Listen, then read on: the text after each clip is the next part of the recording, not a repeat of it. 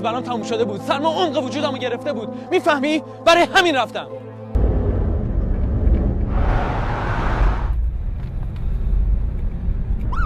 سالها فقط خاطرات خوب تو ذهنم باقی مونده بود.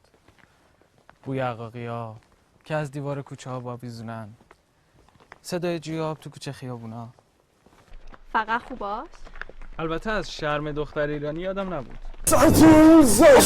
پاشو بریم. ساتون. هرچی عوض داره گله نداره عوضی.